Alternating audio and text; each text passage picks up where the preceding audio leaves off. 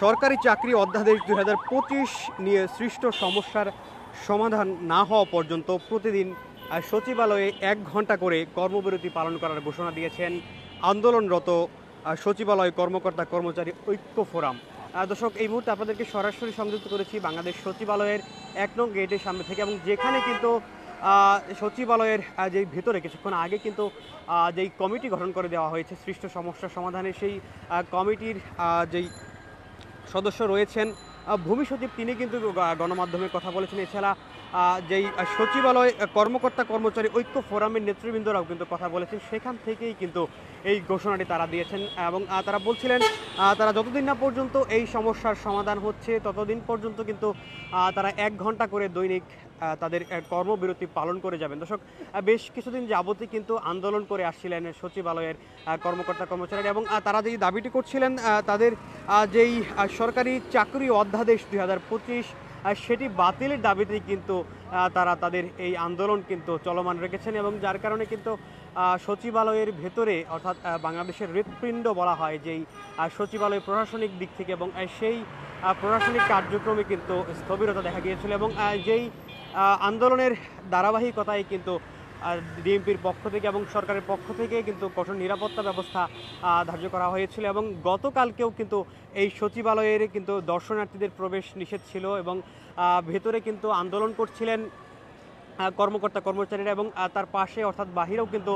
আন্দোলন করছিলেন ছাত্র জনতারা। এবং গতকাল কিন্তু এই 1 নং গেটের ঠিক উল্টো পাশেই কিন্তু অবস্থান নিয়েছিলেন ছাত্র জনতারা, এবং তারা যেমনটি বলছিলেন সচিবালয়ে ঘাপটি মেরে থাকা যে ফেসিবাদের দোসর যারা রয়েছেন তাদের অপসারণ সহ কিন্তু যেই আন্দোলনটি চলমান রয়েছে সেই আন্দোলন নিয়েও কিন্তু ছাত্র জনতারা কথা বলছিলেন। দর্শক, কিছুক্ষণ আগে কিন্তু গণমাধ্যমে কথা বলছিলেন যেই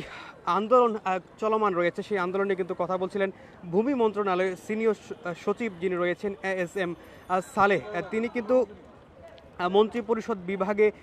তিনি যেমনটি জানিয়েছিলেন যে আসলে সচিবালয়ে মন্ত্রিপরিষদ বিভাগে সরকারি চাকরি অধ্যাদেশ সংশোধন অধ্যাদেশ জারির ফলে সৃষ্ট সংকট নিরসনে গঠিত 7 সদস্যের যেই একটি কমিটি হয়েছে, সেই 7 জন সচিবের সমন্বিত কমিটির বৈঠক শেষে কিন্তু তিনি গণমাধ্যমে জানিয়েছিলেন। তিনি যেমনটি বলছিলেন প্রধান উপদেষ্টা আসার পরই কিন্তু, অর্থাৎ প্রধান উপদেষ্টা এই মুহূর্তে জাপানে কিন্তু সফররত রয়েছেন, এবং প্রধান উপদেষ্টা আসার পরই কিন্তু সিদ্ধান্ত নেওয়া হবে, অর্থাৎ এই আন্দোলন এবং সরকারি চাকরির যে অধ্যাদেশ 2025 বাতিলের বিষয়ে কিন্তু প্রধান উপদেষ্টা আসার পরই সিদ্ধান্ত নেওয়া হবে বলে কিন্তু তিনি জানিয়েছেন, এবং প্রধান উপদেষ্টা কিন্তু আগামী 31শে মে দেশে ফিরবেন। তারপরে কিন্তু বিস্তারিত আলোচনার পর নতুন সিদ্ধান্ত নেওয়া হবে বলে কিন্তু তিনি জানিয়েছেন।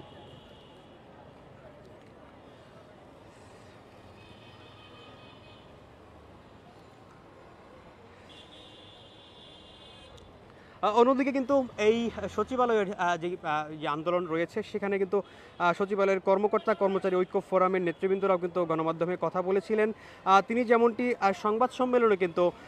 ঐক্য ফোরামের যে কো চেয়ারম্যান মোহাম্মদ বদিউল কবির তিনি কিন্তু গণমাধ্যমে বিষয়টি জানিয়েছিলেন। প্রতিদিন সকাল 10টা থেকে সকাল 11টা পর্যন্ত কর্মচারীদের 1 ঘন্টার কর্মবিরতি চলবে, এবং সারা দেশের সরকারি প্রতিষ্ঠানগুলোতে একই সময়ে কর্মবিরতি চলমান থাকবে বলে কিন্তু জানিয়েছেন সচিবালয় কর্মকর্তা কর্মচারী ঐক্য ফোরামের কো চেয়ারম্যান মোহাম্মদ বদিউল কবির।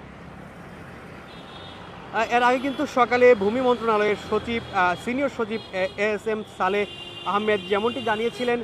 সচিবালয়ের যে কর্মকর্তা কর্মচারী ঐক্য ফোরামের দাবিসমূহ মন্ত্রী পরিষদ সচিব অন্তর্বর্তীকালীন সরকারের প্রধান উপদেষ্টাকে অবহিত করবেন, এবং তিনি দেশে ফেরার পরই কিন্তু বিষয়টি আলোচনা করে সিদ্ধান্ত নেওয়া হবে যে আসলে অধ্যাদেশটি বাতিল হবে নাকি অন্য কোনোভাবে সেটি সিদ্ধান্ত সেটি কিন্তু প্রধান উপদেষ্টা জাপান থেকে ফেরার পরেই জানা যাবে। দর্শক, এই ছিল সচিবালয়ের থেকে সর্বশেষ পরিস্থিতি। দেশ বিদেশের সর্বশেষ খবরটি জানার জন্য দেশ রূপান্তরের সঙ্গেই থাকুন।